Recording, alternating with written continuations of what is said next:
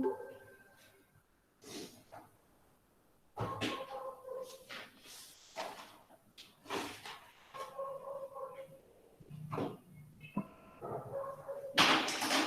afternoon, sir. Good afternoon to all the participants.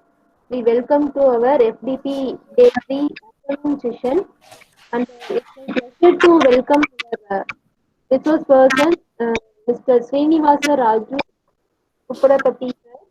And I would also like to uh, introduce his profile. And it's my pleasure to have this. Uh, His full name is Mr. Srinivasa Raju Uppalapatti. He is a senior consultant in MSR IT Services LLC, Hyderabad. He is also having 16 plus of years experience in academy and industry, and he is also a certified ethical hacker in EC Council USA, and he is an ambassador in the Art Class Italy, and he has expert in various domains like blockchain, Linux administration, databases, AI, web development, and IoT. He has published many papers in multiple conferences and journals. He has also published patent. Uh, he is also having a training to the multiple different colleges and in multiple topics, and he has currently working in a project named as autonomous vehicles using AI and ROS in USA. Also, he is working in another project which is named as Logistics Project TMILL, a division of Tata Steel, and he has a affiliation member of Association of Computer Machinery ACM, also a member of Advancements in Artificial Intelligence USA. Sir, we very grateful to welcome you for this session. Thank you, sir. Yeah, thank you for introducing. And dear participants, let me hand over the session to our resource person, Mr. Srinivasa, sir. So thank you, sir. You may continue. We Yeah. start. Yeah. Thank you for a nice introduction. Yeah. Uh, let let us start the session for the day.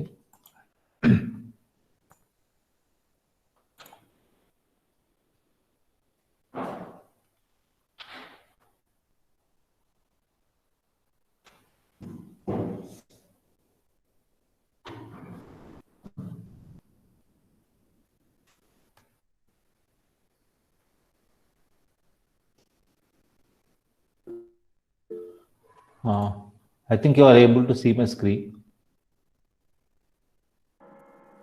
Yes, sir. Yes, sir, it is visible, sir. Yeah. Yeah. So today we'll be discussing about a blockchain, which is more apt for Internet of Things. So the blockchain is called IOTA. Basically, it is Internet of Things. So I think participants have been learned about blockchain in the previous couple of days. Like we have a lot of blockchains like public blockchain, private blockchain, and like Ethereum and Hyperledger.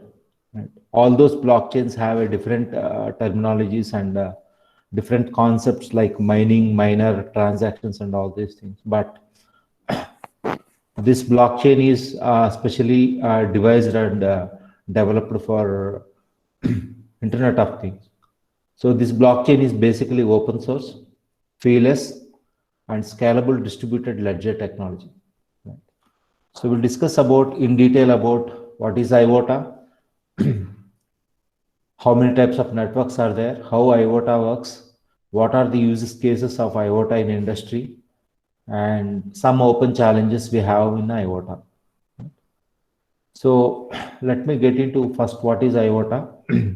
So basically it is a blockchain-less cryptocurrency for Internet of Things. So blockchain-less means we don't have any terms called blocks in this blockchain. We call it blockchain, but we don't have blocks. So basically IOTA is a cryptocurrency for Internet of Things. First, let us see what is IOTA. It is an open source, feeless and scalable distributed ledger technology. Basically, which is designed and developed to support frictionless data and value transfer. So basically, the existing blockchains have a lot of problem of scalability because when we go in depth of understanding of blockchain, we'll try to know what is the scalability problem, why we have an issue of scalability. So basically, to solve that scalability issue, right, they introduced this IOTA blockchain. So, and also energy requirements. It takes very less amount of energy and it is more secure and it doesn't have any transaction fees. So normally most of the blockchains have transaction fees, which is bit costlier for any node. So this is basically this IOTA is developed in keeping in mind of trust in data, like we have integrity, security, and privacy. So we can do some real-time transactions where there is no fees, and it is mission-to-mission transaction can be done in IOTA. And we can build some smart business models which are data-driven. We have open innovation and we have permissionless ecosystems. Nowadays, why we are moving to distributed system is because most of these systems are centralized, where most of the corporates are managing all the data, which leads to a lot of problems. So there are 5 companies which are majorly owning our data and managing all our data, which are famously called as GAFAM. One is Google, G for Google, A for Apple, F for Facebook, and M for Microsoft. So these are the companies which are mostly managing our social websites and social profiles like Facebook, WhatsApp. All the data is managed by these major companies, and there is always a chance that hacker is hacking this and doing a data breach of millions of records. So now world is moving towards a distributed or decentralized system where there is no central authority who maintains all the data. So in this manner, so the blockchain concept came up and people are investing money and doing a lot of research in blockchain because it is a decentralized, nobody owns data, and it is peer-to-peer, no central authority managing data. You own your own data. So that is the basic concept of blockchain, basically. Then we'll see what is IOTA and who is IOTA for. So if you want to use IOTA, so basically anyone who does not trust centralized networks.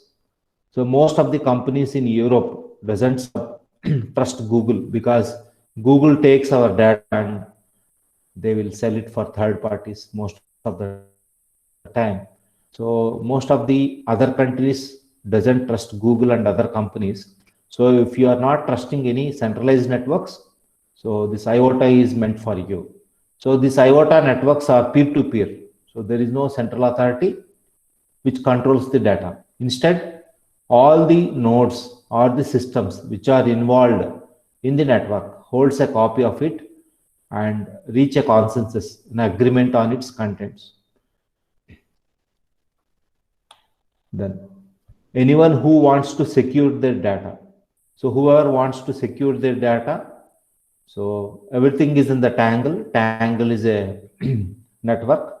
We'll discuss about the Tangle in detail. It is immutable. Once you put the data into the Tangle, you can't modify or erase the data, and it is transparent and everybody will be able to see the data. So through cryptography, you can prove that data has not changed. So whoever wants to secure their data, they can use IOTA. Anyone who values security. So whoever values security, they can use IOTA. It is quantum robust. Even quantum computing cannot break the IOTA's security. So it is quantum robust signatures to protect the network against next generation of computing power. Anyone who wants the freedom to transact. So IOTA is free to use. You do not need to pay any subscription or sign a contract, or you have any official identification. Even transaction are feeless. Without any transaction fees, you can a transaction. Means you can send money from India to US or send money from US to India without paying any extra charges or transaction fees to the banks. So that is the advantage of having a network which doesn't have any fees and subscriptions. Then, so whenever we are talking about IOTA, let us see what are the units or systems of units generally we use. For example, if you are talking about Indian currency or a cryptocurrency, so we talk that it is the paisa, rupee, 1,000, 10,000, 1 lakh, 2 lakh, 10 lakh, crore, one, right, 100 crore, like that. So IOTA is also a cryptocurrency which runs on IOTA network. Generally, it has some supply or the maximum limit. So really, I can't read what is that number. The total amount is that, right? It is more than some crores. So that is the supply, and the IOTA network has system of units like I is IOTA, that is one. So kilo IOTA key. So mega IOTA is me. So generally they call MIOTA also. So G is giga IOTA, tera IOTA, and peta IOTA. So peta IOTA is almost 10 to the power 15. So you can, there is no need that you send always in terms of thousands or lakhs. You can even send in almost 15 decimal places. Right? There is nothing like you can purchase one IOTA. You can even purchase IOTA of 10 to the power 15. These are the system of units generally we follow. Most of the time we use me, that is mega IOTA, as the standard. Then, so we'll see some IOTA use cases. So where IOTA is used to get motivated. So why we should learn IOTA, or why should we understand more about IOTA? We'll just see the use cases. We'll go about the use cases in detail in next coming slides. But right now, just I am giving a gist of use cases. One is mobility. So basically, we can use IOTA in connected vehicles or autonomous cars, which are the future of the automotive industry.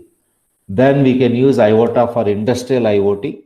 So where we use sensors and other devices in the industry, we can connect those as a network and create an IOTA network. And we can use for digital identity, so which is an unified identity protocol, where with one identity you can be identified in the entire world. So then comes smart city. So in smart city also we can use IOTA. There are a lot of use cases. I can discuss in detail about each use case later.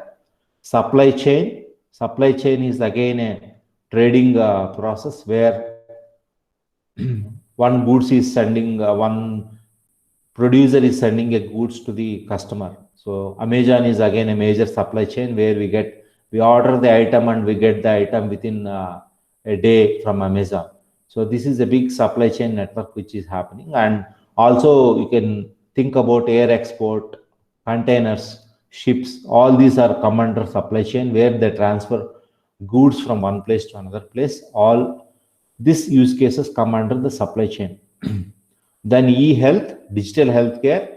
Nowadays, you have a lot of smart apps and watches where you can identify like how many kilometers you have walked and what is the blood pressure, sugar, and all these things within a touch of a button.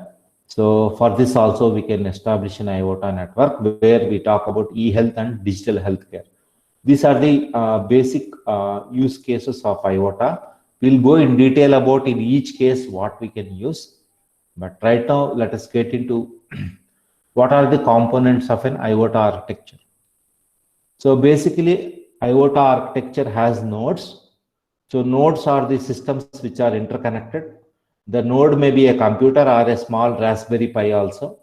So there is no rule that compulsory a node should be a server or a laptop or a computer with high configuration. Even a small Raspberry Pi can also be a node.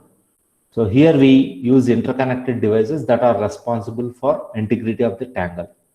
So whenever we are connecting all these devices as a network, then it becomes a IoT network. Those are the nodes. Then we discuss about the tangle. We'll see what is the tangle. So basically a public ledger that's replicated across all nodes in an IoT network. So you have a ledger, means in a system where the same data is replicated across all the systems in the network. That we call as a digital ledger technology, or DLT, or a public ledger. So basically a data in the tangle is stored in objects called transaction. So tangle is a basic data structure where the data is stored, and all the data we call it as a transaction. So whenever the transaction is attached to the tangle or the digital ledger technology, it can't be changed or it is immutable. So that we should be clear of. Once a transaction is done, it can't be changed. Then we have clients. So whoever uses the IoT network, right, they become the clients of the IoT network. So they can send transactions to the nodes to be attached to the tangle. So these are the basic components of IoT network. We have nodes like devices or computers or Raspberry Pi or Arduino, any device. So these devices are responsible for creating a network, and we have a tangle where all the transactions are stored in the tangle, and we have clients, the users, who log in into the network and send transaction and receive transactions from the tangle. Then we'll see what is a tangle.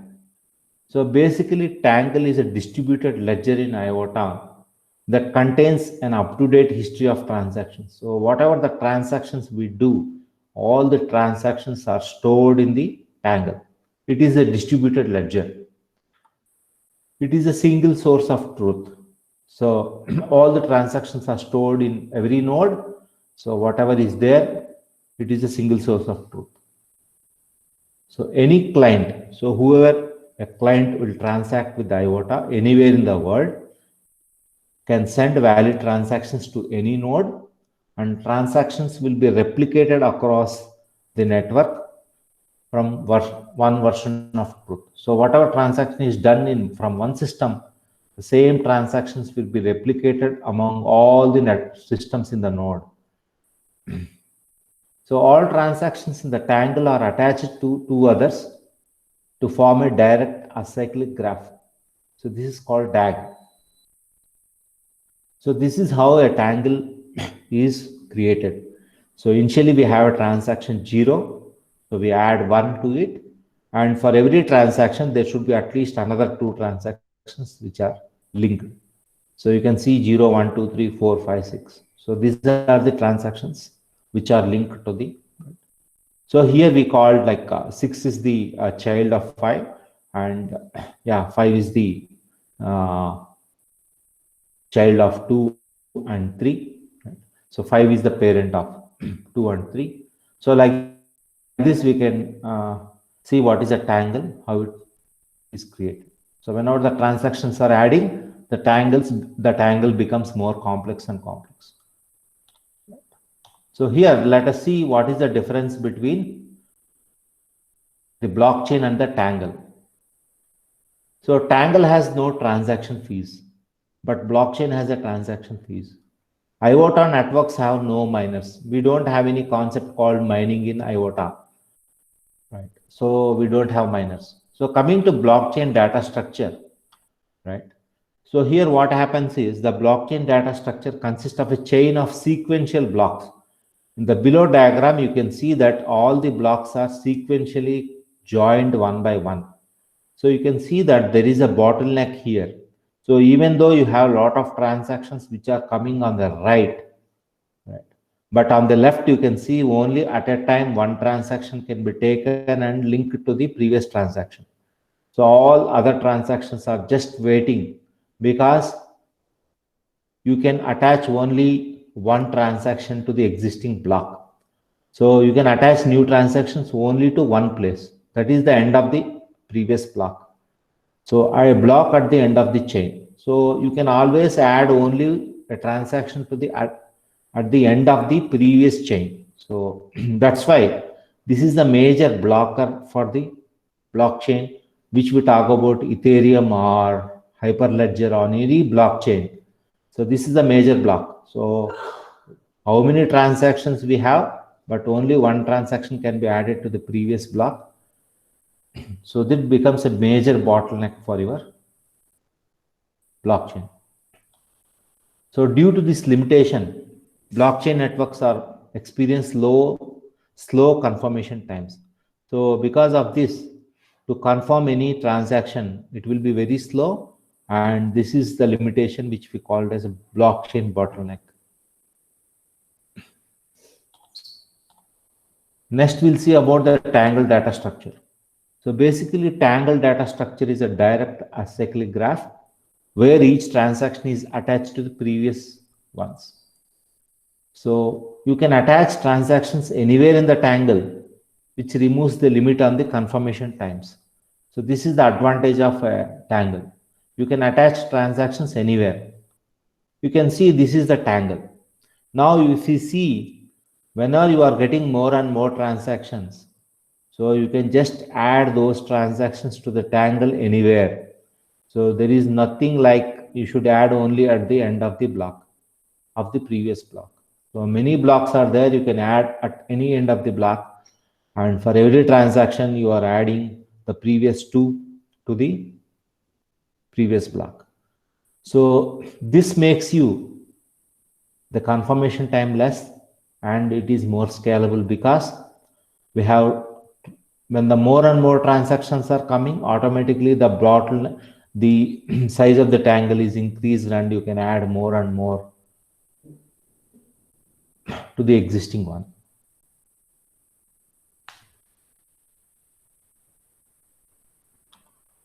So now we'll see what is consensus. So then definitely we need to discuss about what is consensus. So basically, whenever we have a centralized system in any blockchain,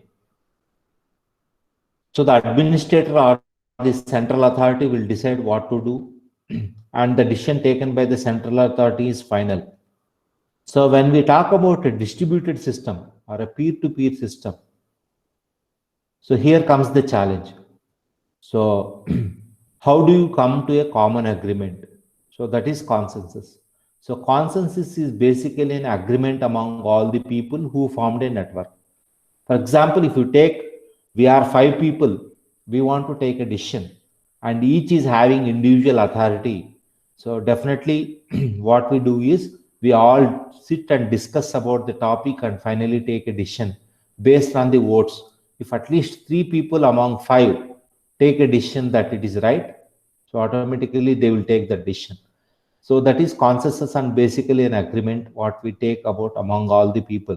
In distributed or peer-to-peer systems, consensus play a major role, and there is a lot of research happening in consensus algorithms. How to meet consensus in blockchain. There is a huge research happening, and you have thousands of articles published on consensus algorithms in blockchain. So it is a very challenging area where you can invest your time for developing new consensus algorithms in blockchain. So that is a wonderful area for faculty to research, to develop new consensus algorithms in blockchain.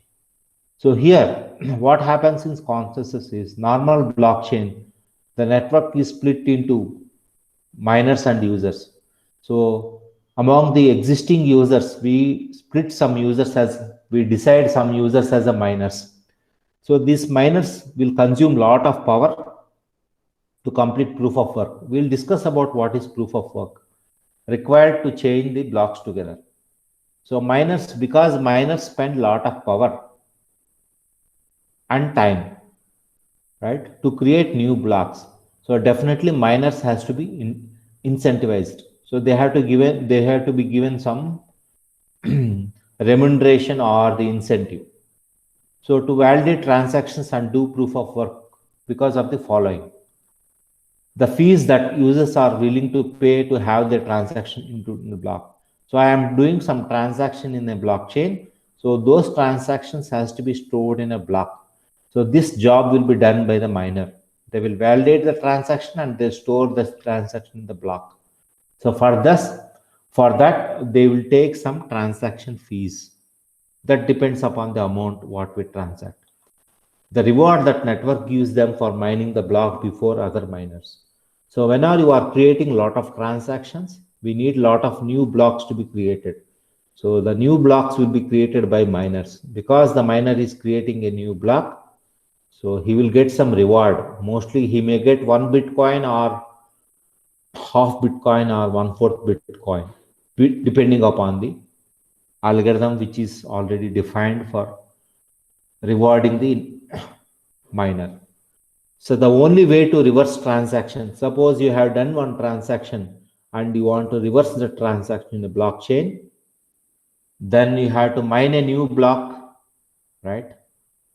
And then to mine a new block and reverse this transaction, a miner should have at least 51% of the network's capability to do proof of work, known as hash power. So he needs 51% of the power of the network. Then only he can do some transactions. Otherwise, he can't. As a result, requiring proof of work secures blockchain networks by making it difficult to attack. So because of this proof of work, it is very difficult to attack a blockchain or hack a blockchain. The more miners that mine, the more secure the network. If you have more miners, your network is more secure.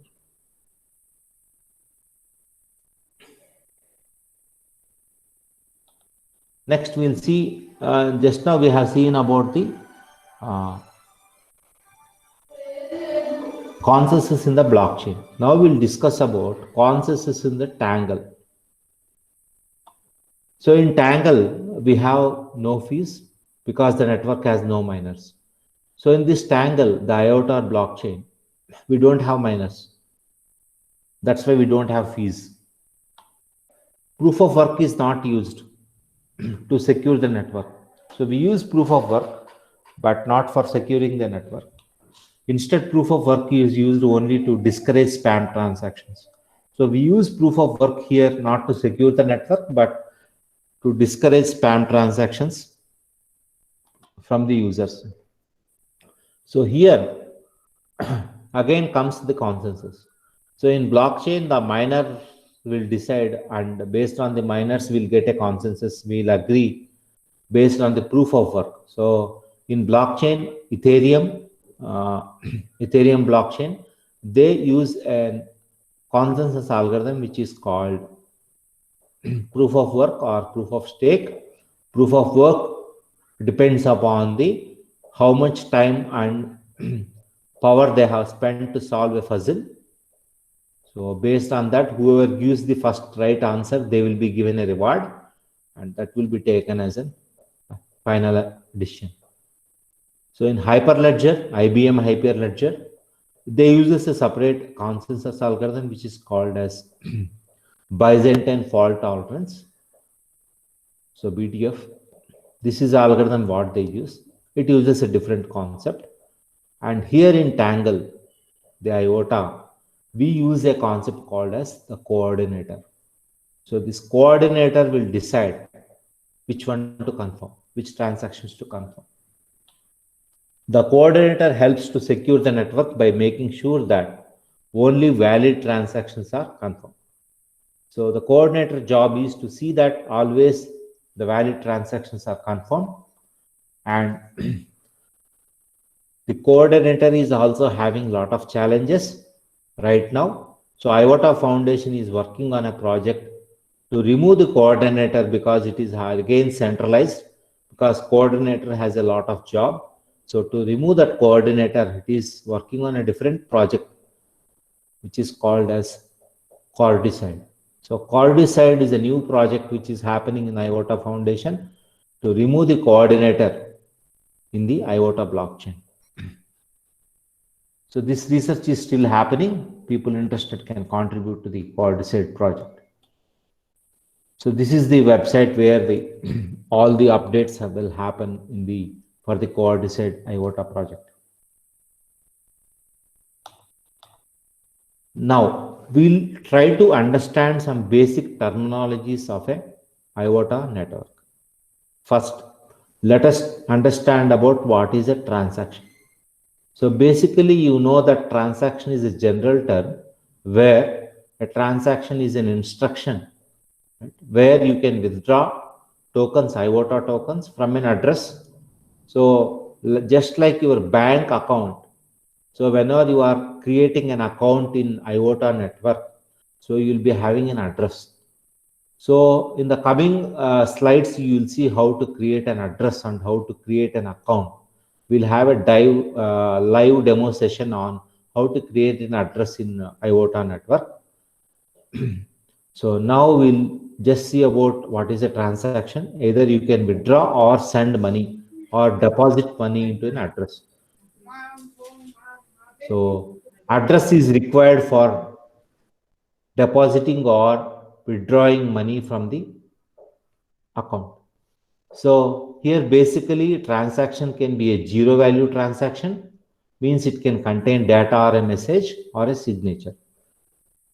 So we'll discuss about types of transactions also very soon. So basically transaction is if you are withdrawing a money or you are depositing a money into an address is just like your bank account. So like whenever you go to a bank, you have an account. Like whenever you are into an IOTA network, you will be having an address. So that address is where your amount is deposited or withdrawn. So if you want to send anything to IOTA network, you must send it to a node as a transaction. So whatever you want to send, you should send to a node. That node will take care of this transaction and it will do the transaction. So then we'll discuss about transaction hash. So whenever a transaction is done, right, along with the bundle hash, we'll see what is a bundle. So the transaction hash is a part of what makes the tangle immutable. So whenever you are doing the transaction ID will be hashed so that nobody can identify what the really transaction is. So basically, if any of the values in the transaction fields were to change, suppose you want to change, if you are changing the values in the transaction, automatically the transaction hash would be invalid because already transaction has been done and you have hashed the transaction. When some value is changed in the transaction, the hash becomes invalid. This is how IOTA networks invalidates the transaction, right? And its children, which are directly or indirectly refers in the triangle. So it is highly impossible to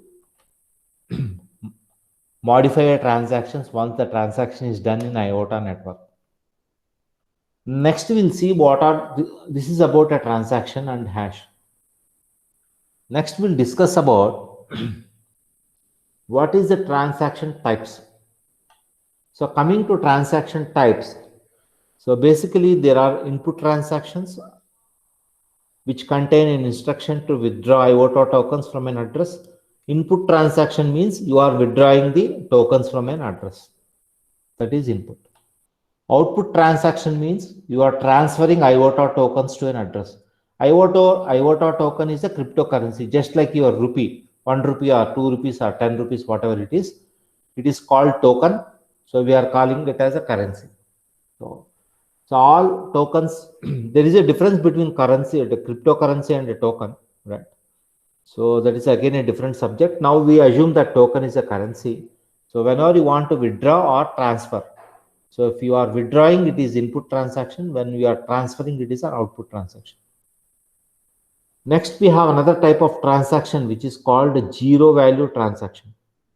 So zero value transaction has a value 0 in the field. So basically, these transactions are useful for sending messages. So in this transaction, you have only message. You don't have any amount or the money involved in this transaction. Just you want to send a message. Those are called as zero value transactions. Next, we'll see what is a bundle.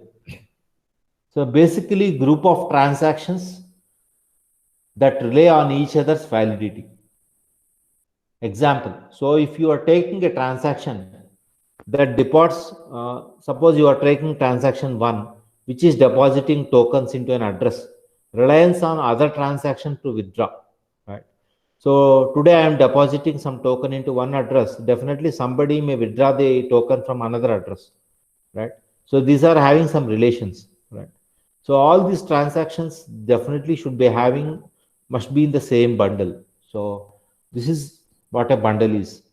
So basically we have different bundle types. So one is called as transfer bundle, another one is called as zero value bundle. So we'll discuss about what is a transfer bundle. So basically transfer bundle contains at least one input transaction, which is withdrawing the money, and one output transaction, and also contain zero value transaction. The total value of transfer bundle must always be equal to 0. So this is about the transfer bundle. It should contain at least one input, one output, and one zero value. So then we call it as a bundle. Then zero value bundle. So a zero value bundle consists of zero value transactions. This bundle contains all zero value transactions that contain either message, signatures, or both.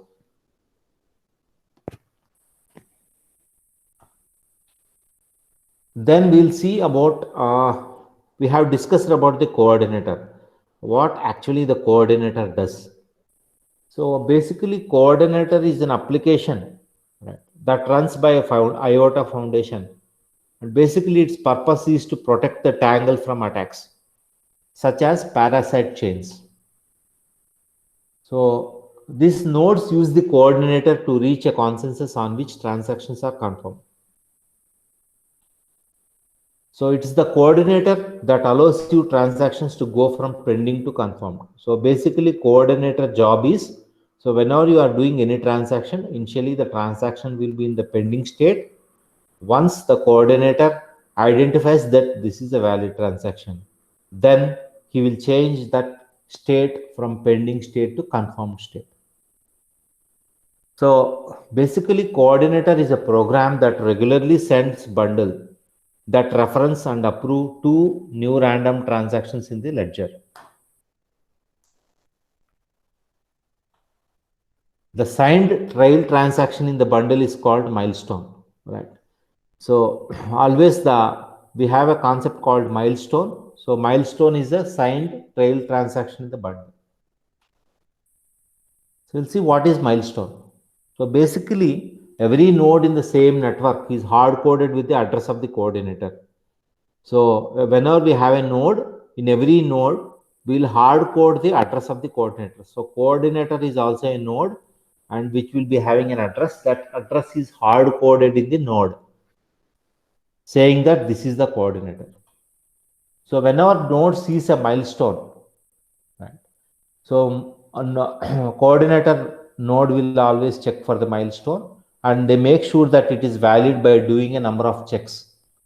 Like it will check the milestone came from the coordinate, which coordinates the address.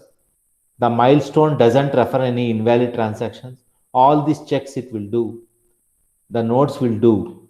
And as a result, the coordinator were ever to send an invalid milestone, such as one that reference counterfeit transactions. So the job of coordinator is not to send any invalid milestone, right?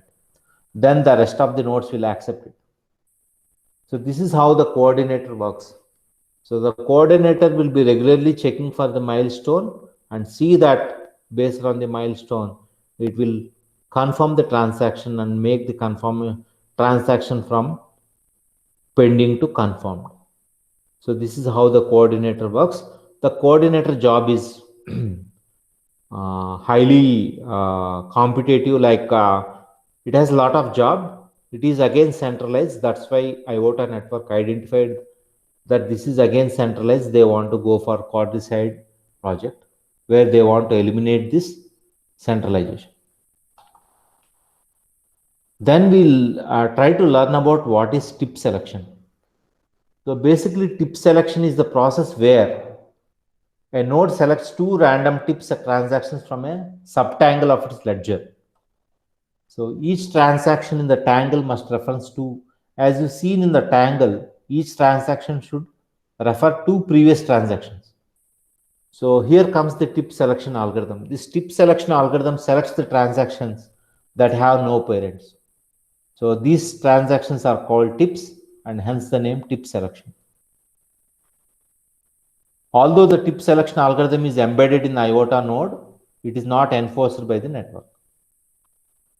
So nodes are given an incentive to use the tip selection algorithm. So it is embedded, but it is not enforced. So your nodes can use or not use the tip selection algorithm. So then we'll see what is till now we have discussed about the what is IOTA, use cases of IOTA, and then we have learnt about the basic terminologies of IOTA, like what is a transaction, what is a bundle, who is a coordinator, what is input transaction, what is output transaction, all this.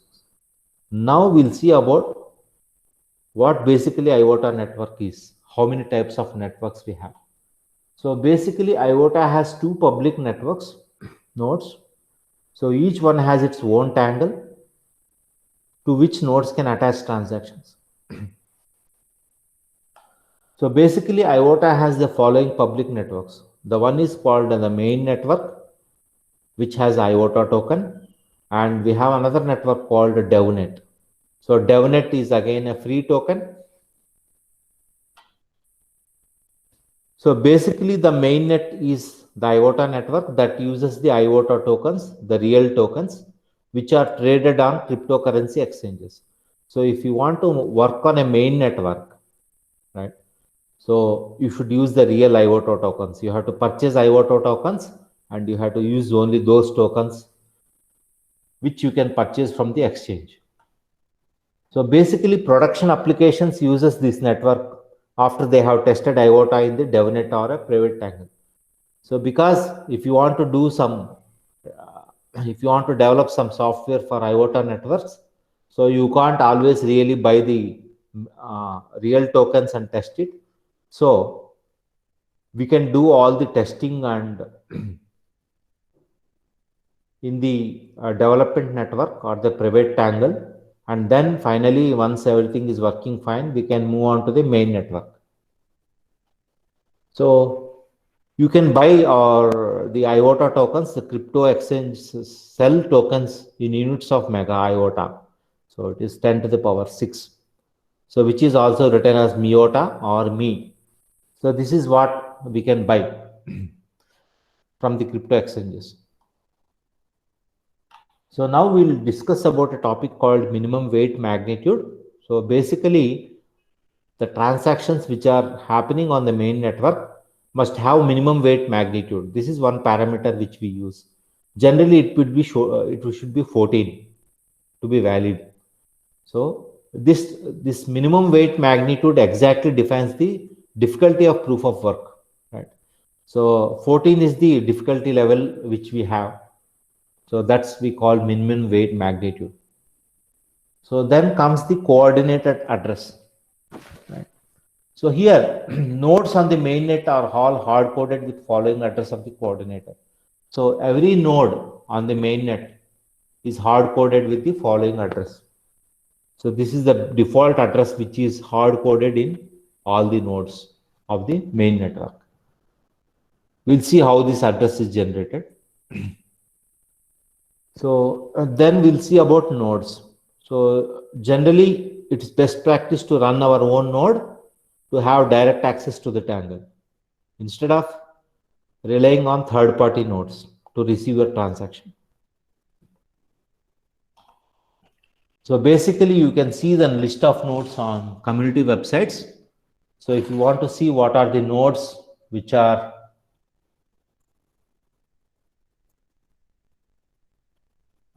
if you want to see what are the nodes which are available, right?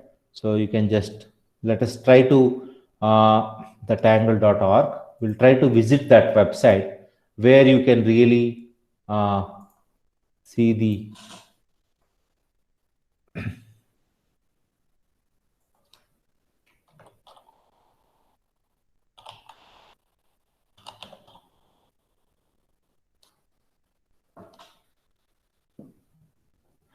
So this is the tongle.org where you can see the real, this is the main network where things are happening. You can see the latest milestones, the latest transactions which are happening. And if you want to view it, you can just visualize. So here we have explorers and statistics, right? Tokens distribution, how the token is distributed.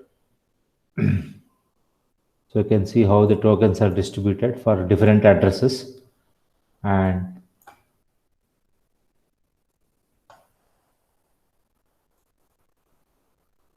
you can see the nodes. These are the public IOTA nodes. These are all the nodes which are presently running. This is the IP address of the nodes which are running. You can also connect your local system, or you need to have a public address, public IP address. So if you have a public IP address and you load the software, so you can also connect your system as a node in the IOTA network. You can see currently 338 nodes are running on the main network. So this is the IP addresses. You can see most of them are running from Germany, Japan, Tokyo, right? Most of them are from Germany only. So these are all the systems which are running. These are all the part of IOTA network, Netherlands, US. You can see, let me try if luckily we have somebody from India. So, right, no luck. So nobody is from India is using this, made the node to a network. So this is almost from Germany and Finland, US. So 90%, 80% of the people are from Germany only. So they are running this IOTA network. And so if you want to have, okay. So this is about this one. And if you want to see really, you want to visualize the tangle, you can visualize the tangle here. So this is the main network. So this is how the main tangle exists. You can see how the new nodes are created, how they are joined, right? So here we have a lot of options. If you want to remove floating one transaction, you want to limit, these are all the options which you can select, right? And here you can set, you can enter a transaction hash and find out where it is. You can find a tag, you can enter a bundle hash. We'll discuss about this, right? So this is the initial tangle. This is the entire network which you can see here. See, whenever you click here, you can see at the bottom, right here at the left bottom corner, you can see whenever I click on that, it is showing you what is the tag. So it is showing you what is the tag hash and what is the bundle hash. So for every transaction, you can see that it is changing. So this is the live IOTA network which is running on the internet. So you can also add your local system as a main into network. You should have a static IP address, the public IP, then you can run your system to this. So this is how the tangle is there. You can just double click and you can visualize. Right. So this is about the tangle, and you can also explore the mainnet. Right. So let us just explore the mainnet. Let me remove this.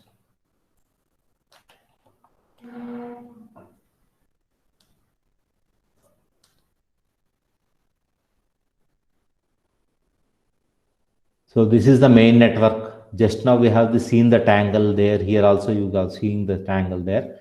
So how network is created. So basically we have three networks here as discussed. This is the main network, which is the live network.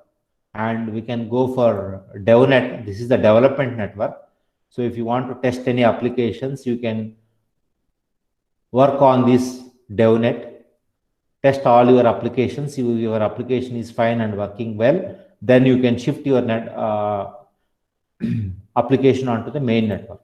So this is again Chris Sales. This is another network run by community. So this is the Dev network, and you can see that the confirmation rate is 89% and transactions per second are 0.2 and these are the number of transactions. You can click here, right? Right. So these are the transactions, address and bundle, milestone. So when I click on one transaction, so it is, when I double click on that, it is taking to this transaction. There it is showing the details, what are the statistics, what is the hash, what is the value you are sending, what is the bundle, all these things, right? What is the content, what is the previous, who are the parents of this, what is the raw transaction, and what is the proof of work. So this is the children of the transaction. You can see everything here. So this is about your,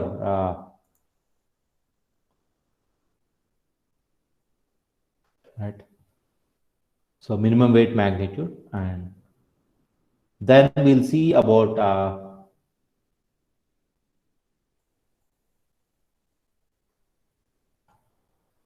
we'll look about the DAO network.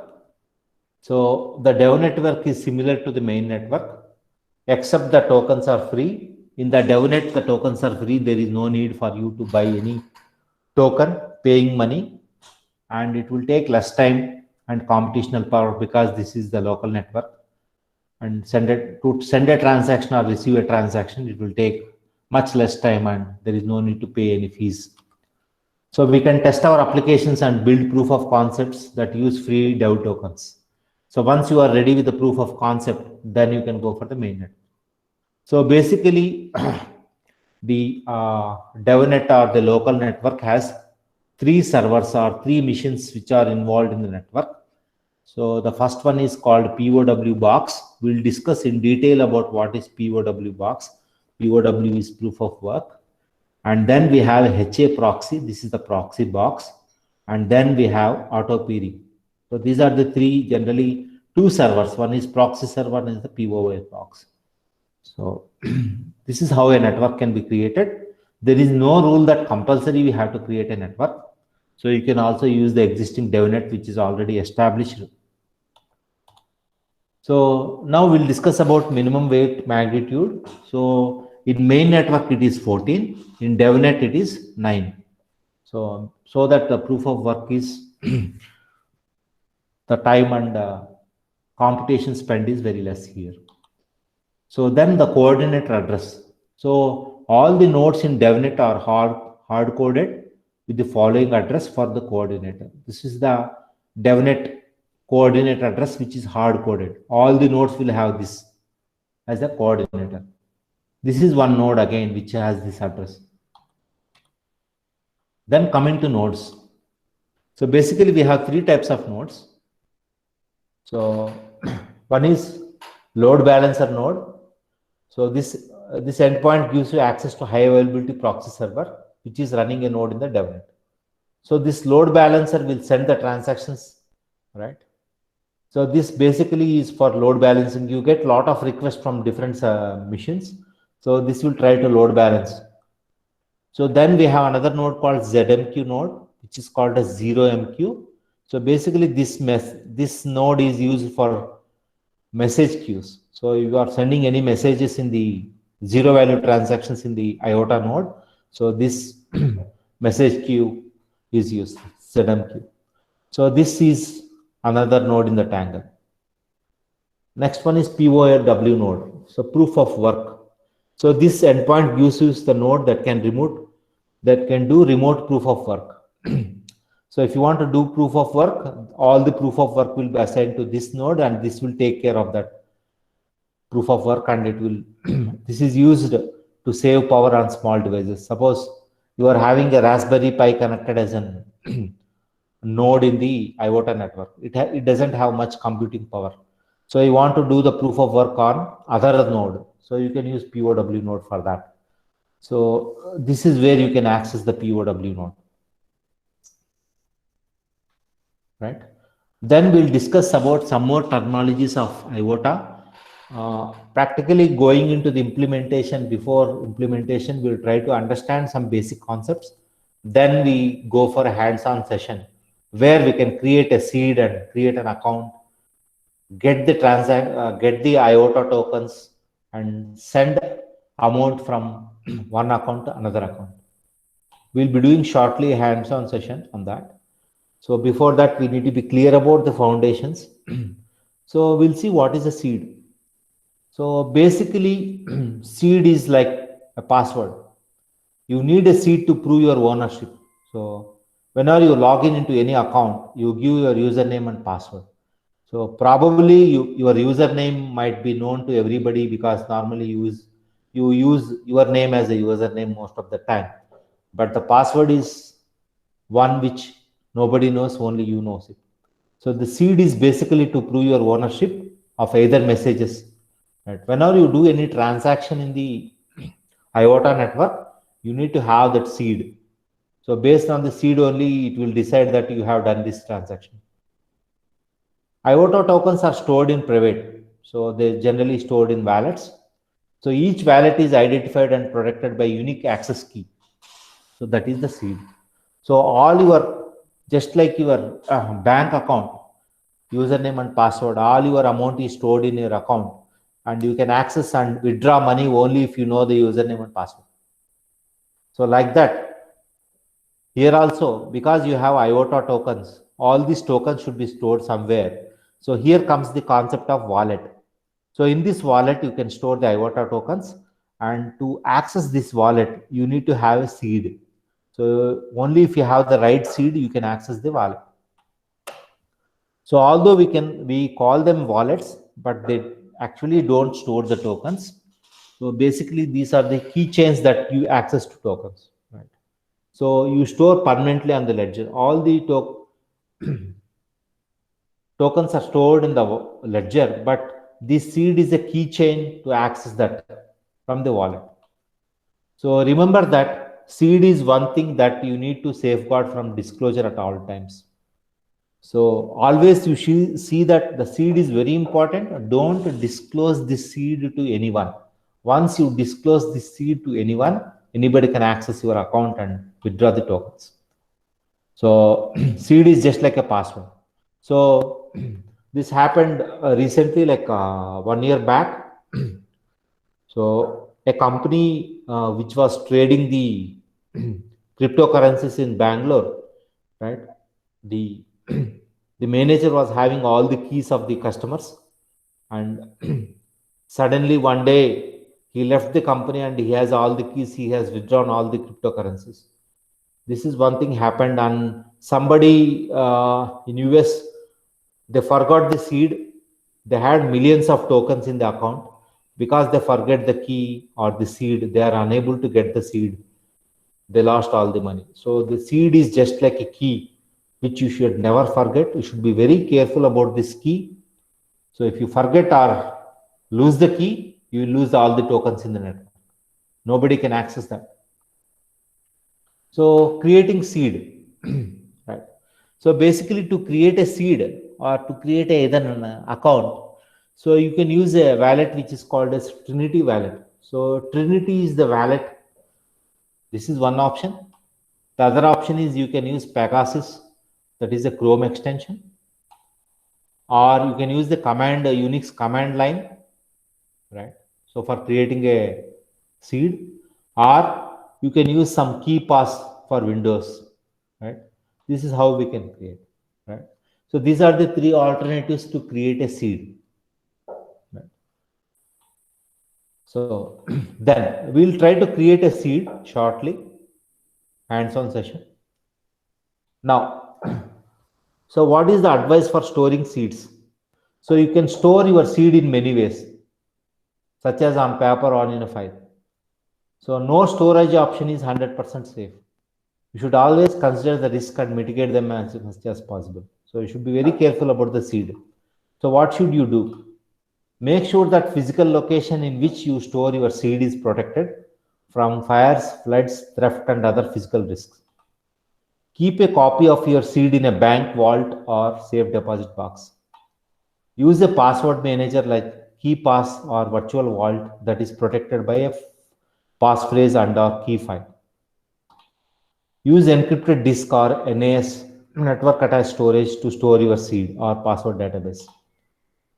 These are the things you should do. What you should not do. Do not print your seed with a public printer. Don't leave your seed on unprotected devices like USB or external hard drive. Don't store your seed on a public cloud service. Don't share your seed with anyone. This is very important. Seed is very important. So you should be very careful about handling the seeds. This is just like a password of your bank account. If you lose the seed, you lose all the money. That's why don't share seed with anyone and keep it very safe. Now, after taking all the basic concepts, let's just have an hands-on practice. Let us see how to create a seed and how to create an account, how to connect to an IOTA network, existing network, and how to create an account, how to send money from one account to another account. So let's do one thing. Let's go to the browser. Let's go to the browser. Yeah. So I have already installed the browser. Let me remove that. I have already installed the Pegasus extension. So I will do one thing for your sake. I can just delete that extension again, create one, so that you will be having a clear idea about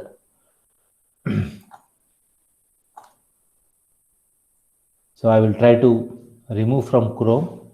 So I am removing the Pegasus extension. So this is the simplest and easiest way to create the seed. So I will go for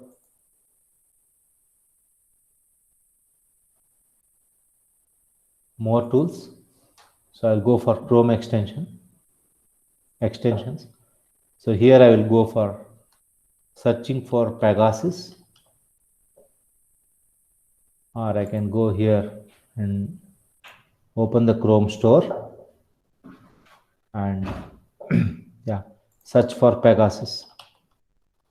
So Pegasus is an right. So we'll do one thing. I'll go for Pegasus wallet.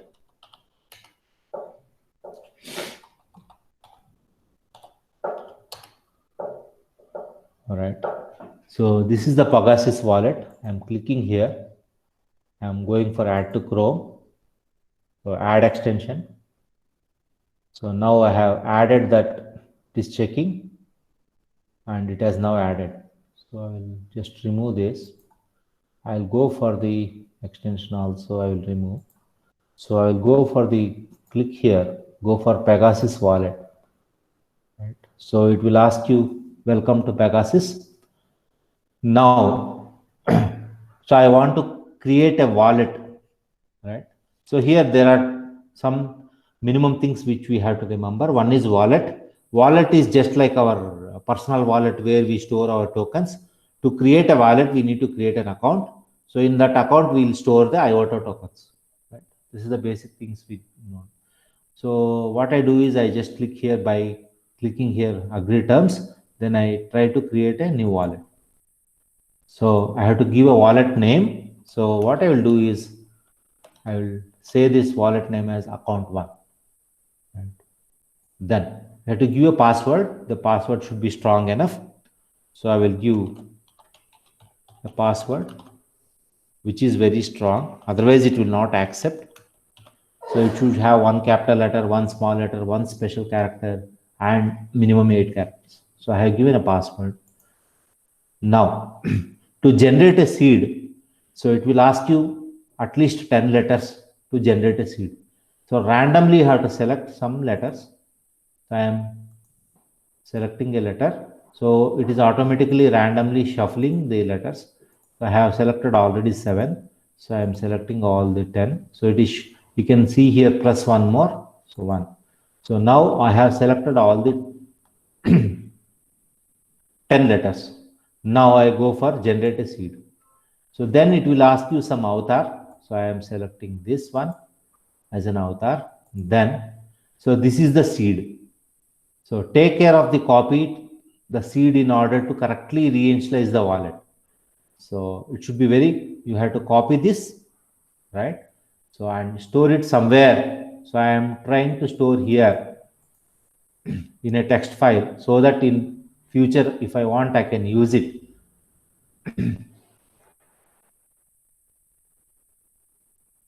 Right. So already previously I have stored some seed. So I will remove. So I will write it as account 1. I will store the seed here. So this is the seed of account 1. This is the secret password of account 1. So I will create account 2 also later. But right now, let me create an account. This is now I copied and then I will go for next. So here I am creating a wallet. So it will take some time to create a wallet. Once the wallet is created, then you can write. So now the wallet is created. You can see here it is showing you nodes.tangle.org, comnet, nodes.devnet, nodes.iota.tangle.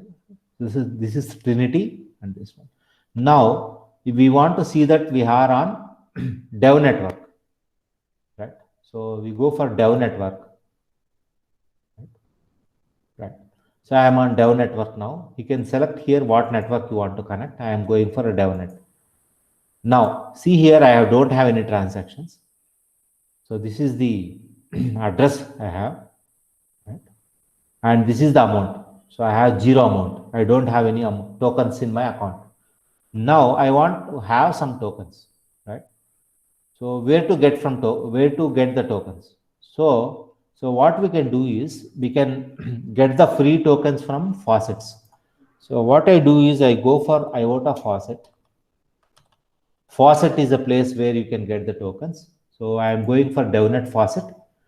So here it is asking you, please provide a valid IOTA address. So this is the address. So I'm clicking this address, going here and pasting this address. And it is showing whether the address is valid or not. Address is valid. And then I'm clicking here, I am not a robot. And I am requesting. Right? So here it is, you got a message, your allocation request has been successfully processed with this transaction ID. Please check your balance in a while. So once I requested some tokens, so for this address, right? So it allotted me some tokens. Right? It will take some time for me to get the tokens into the wallet. So I am just trying to refresh, right? To see when I will get my tokens, right? So here check balance, you can check the balance here. See here balance is 0. I just go on refreshing so that when I see the balance here, I can go to my wallet and see if the balance is increased or not. So it will take some time to get the balance because transactions has to be executed, right? So I'm just refreshing here. So still we have balance 0. It will take a minute or two. See here, you can see the transaction is pending, right? So once it is confirmed, then you will get the balance. So it has sent one key. One key is 1000 IOTAs. So I'll be having 1000 IOTAs in my account in very short time. Excuse me, sir. Hello? Yes. Sir, sorry to interrupt. Sir, one participant, Saravanan sir, has requested us to send procedure as message. He Hello? posted in chat box. To send? Hello? He's asking like send procedure as message, sir. No, he is asking the link, sir. Link, okay. Yeah, Which link, sir? Like to get the wallet? the URL, yes, sir. This one? Yes, sir. Yeah, okay. So he want to try it live, I think. Just a message. Yeah. Is it okay now? Okay, you want to send a procedure as a message. Okay. Okay.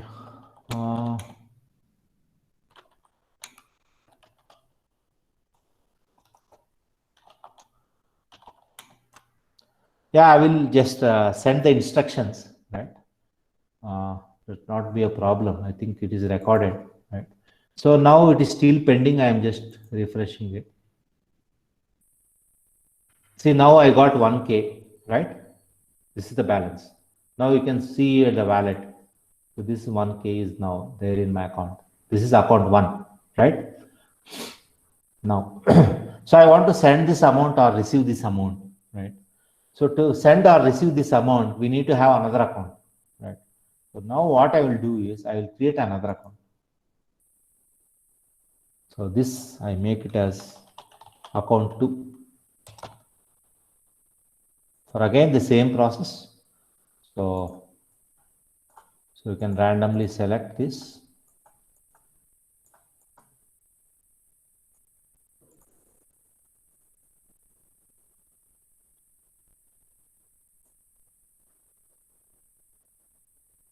Select some 10 characters randomly. Then, so select the avatar. So I'm selecting this. So this is the seed. So this seed C is for account 2. Right. Then, yeah, next.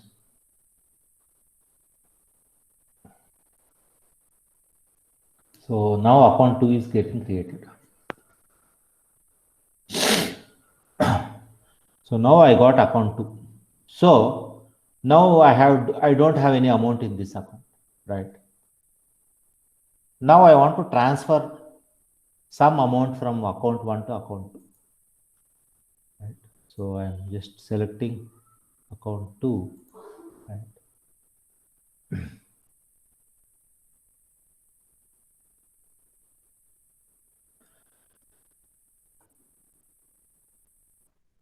So you can select account 1 here, click on this, select account number 2, whatever account you want, you can select here. I am selecting account 1 and I want to send this 1K to or half K to account 2. So I can go for, this is the faucet where if you want 1K in this also, so what you can do is, just now you have seen the procedure, you can take that also. So what I am doing is I am quickly transferring this 1K, send. So to send, what I do is I go for account number 2, right? This is just a minute. I'll just copy this. I'll go to account number 1. I'll just send. So it will just it will ask the address where to send, right? So message, if any message is there, you can send the message also. And I want to send some 500. This is 500 iotas I am sending. I am not sending 500. Key means 1000. So I am sending 500 iotas. Send. Right. Now, so it is asking to this account. Right. So here you can see that this is to account number, from account number to account number 2. This is message is hello. I am sending 500 I. So I should confirm. So when I confirm,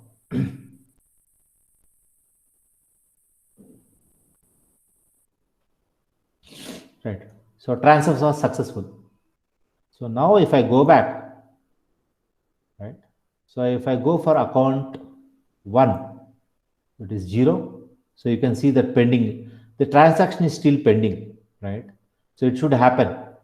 So this is 0. This account 2 is 0. Account 1 is 1 key, right?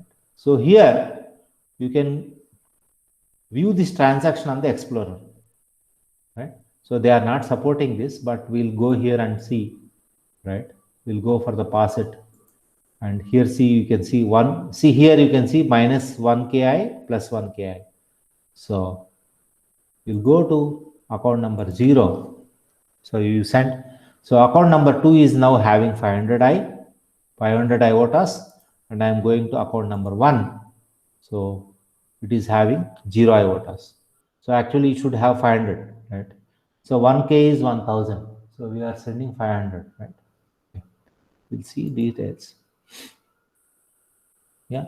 So this is how we can send amount from one account to another account, right? So probably we'll, yeah, you see account number 2 is 500 I. And I think in account number 1, we should have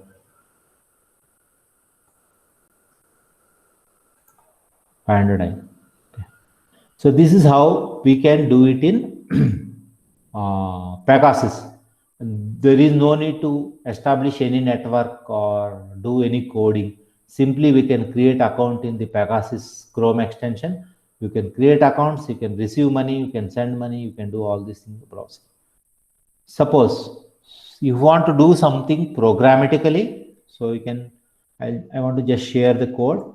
So here this is an if you are good at Node.js or Python or JavaScript or Go language, right? So this is the sample code which is already available in the GitHub. So here what we do is we are sending some transaction. Right? So here we are downloading the IOTA core, this libraries we are downloading, and we are connecting to the DevNet here using the programmatic. We are using Compose API and we are connecting to this network.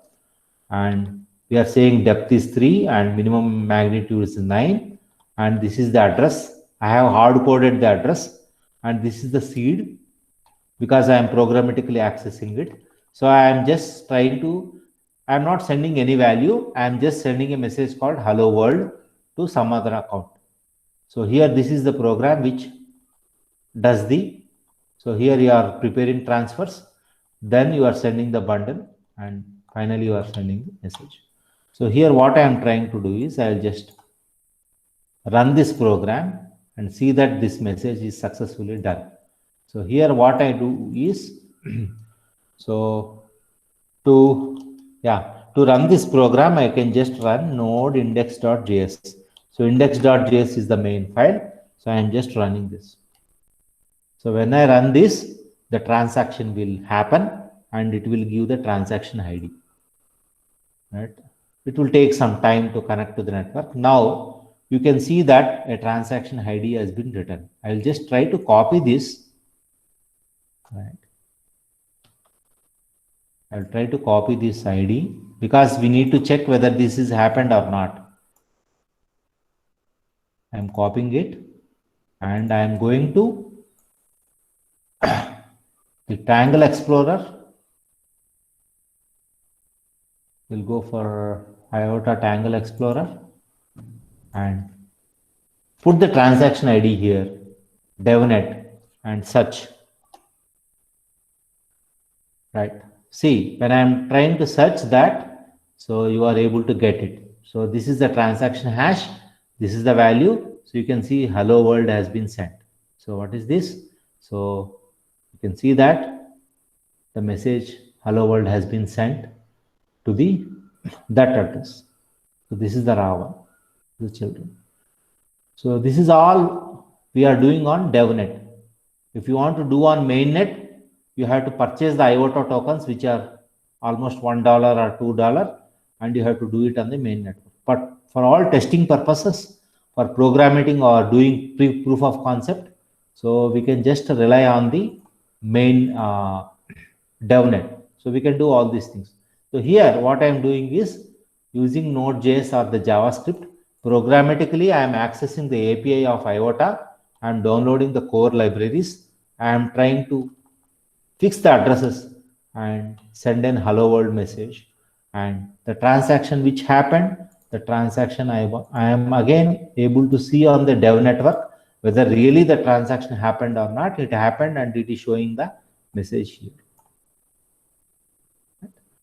So this is what we are trying to learn here. That is the hands-on practice session. I think you enjoyed the hands-on practice session, right? So then we'll go for the next one. This is what we are in the hands-on practice session. We are trying to see sending hello world transaction. Just now we have seen the program. And now let us move to IOTA cases, use cases. So I'll just try to briefly go into IOTA use cases because this is very important. So we should be clear about where we can use IOTA. Right.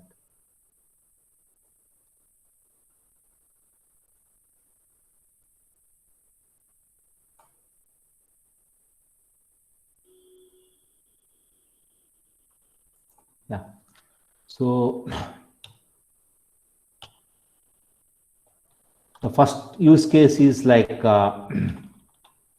so this is the first use case which we can learn about, the mobility, right? So so ABI research is predicting 8 million consumer vehicles with self-driving capabilities in 2025. In the next 5 years, we can see that there will be a lot of autonomous cars without self-driving cars, which doesn't have any driver. So these cars can communicate with each other to reduce accidents and lot of things, right? So the car data can be securely transmitted via the tangle. We can use IoT network to transfer the data between the cars, one car and another car, because every car becomes a node, and this car can. So advantages of this is cars can communicate, and cars can pay autonomously for parking, battery charging, tolls, like your FASTag tag. The car can automatically pay from the wallet to the and other services. Over the air updates. So there are some updates for the car software that can happen automatically on the air. Car digital twins. So they can track vehicles usage, ownership, fraud prevention, pay per usage. Cars can run. So they can transact data about, see, a simple use case can be, my car is traveling, I am having an autonomous car, this is traveling on the road. You find some potholes on the car. These potholes can be identified and communicated to the other car, saying that in so and so road there is a pothole. So because of that information, I can be careful and accident can be avoided. For that, I get paid from the other car because I am saving his life. So this is how the transacting data about potholes, traffic congestion, weather conditions. So because I am traveling first, I can inform all the weather conditions and road congestions. Any traffic jam is there, I can inform the other car so that they can understand, okay, what is happening in the next coming junction. They can take care, and they are saving a lot of petrol and money and time. So they can pay at least 10% of that amount to me, so that I am also benefited of sharing data. So this is what happening in the future in the next 5 years. So the next one is platooning. So which will allow trucks to drive semi-autonomously, reducing distance between each other. So this is one use case in the mobility space. Already a lot of companies are working on that. Audi, Land Rover, Jogger, all the big companies are already working on this. So they are investing millions of dollars into IoT and network. So next one is supply chain. So you can see that a just example of you are ordering an Amazon product, right? So that is moving from almost from Pune or Bangalore to Chennai or Pune to Hyderabad. So the goods are moving at a very fast rate. So supply chain and global trade. So here you can keep data integrity and you can track and trace exactly how it is data is moving, right? So you are sending some packet from Chennai to US. So how the packet is moving, in which aircraft it is moving, when it is reached the customer, everything we can track using IoT network where everything is stored. So this is a huge area where people are already working. Even Amazon and Flipkarts are working on IoT framework. So to create a supply chain and network. So this is another use case which is on. So next one is e-health. So you are having a lot of sensor data, your heartbeat rate, your sugar condition, lot of things are there. So you can store all the data, sensor data on the IoT network, which can be used for research, which can be used for remote patient monitoring, which can be used for pharmaceutic trials, which can use for data exchange between the healthcare providers. This is the huge market where people are using IoT for health. So then comes the smart energy. This is again a very big area which is coming up, where people are talking about smart cities coming up in India.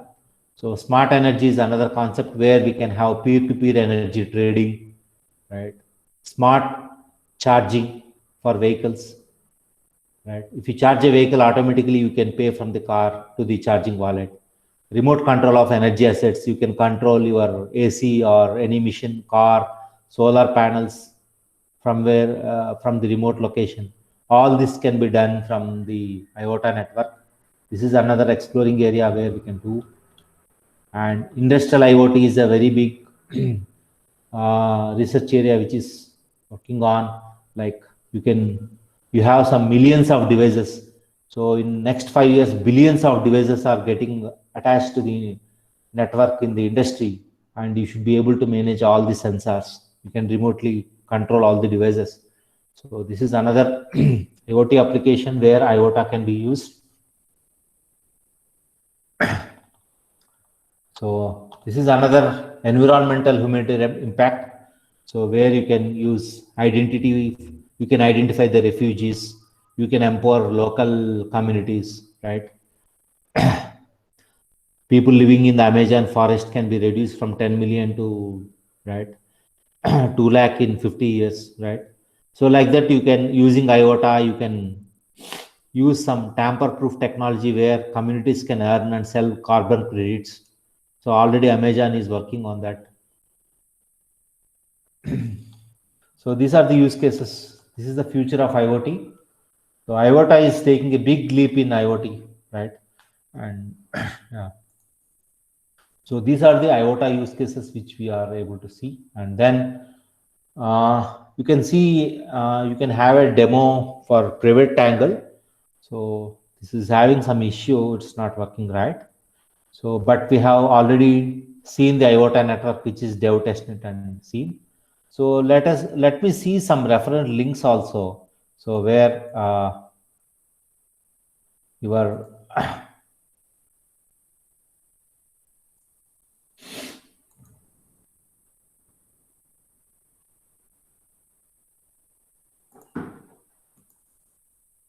so this is the link which says you that Audi Think Tank and IOTA Foundation explore Tangle-based mobility use cases. Audi is already into IOTA. With IOTA Foundation, they are seeing the future of mobility. You can see this blog and read this blog, how the Audi is working on IOTA framework, right?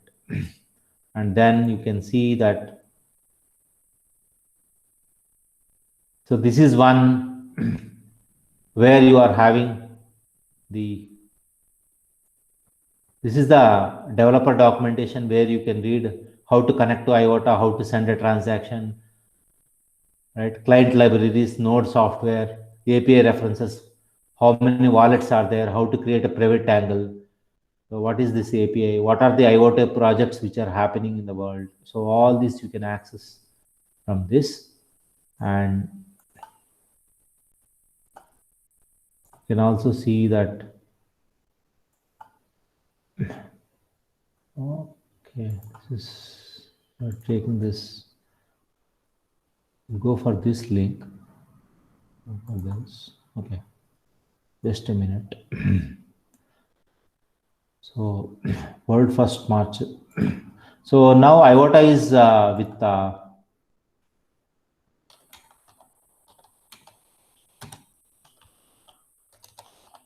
So now we are recently Tata has released the charging station, right? It has recently released the electrical vehicles, right? So so this is the first IOTA electric charging station where you can charge your electrical vehicles paying out IOTA, world's first IOTA smart charging station. So you can charge your electrical vehicles on the IOTA charge station, and this your car can automatically pay the IOTA to the charging station and get charged. There is no need to have these two machines can communicate. That is machine to machine, right? So wherever we have machine to machine communication, we can use IOTA, and this is what happening in the IOTA space. This is the first charging station which has been developed. And so if you want to learn more about IOTA, and if you want to be, all right, so learn more about that IOTA. So we have Mobile Fish is one of the best website which I am referring, right? So where you can learn complete details of IOTA. Not only IOTA, there are a lot of things here, but I could find that IOTA tutorials, you have a lot of tutorials on IOTA from Mobile Fish. So this is the website where you can learn about how to set up IOTA, what is seed, right? So we have a lot of videos. So we have almost 26 tutorials, Trinity wallet, what is treats, right? So these are all covered in this time-based OTP. These are all you can learn. And then I think I am done with the presentation. I don't want to just overflow or send lot of topics within 1 hour or 1.5 hour into your brain. So these are the minimal topics which you can learn about IOTA. If you are more interested, you can get into more details on that. I leave the next 30 minutes or 20 minutes for the questions so that participants can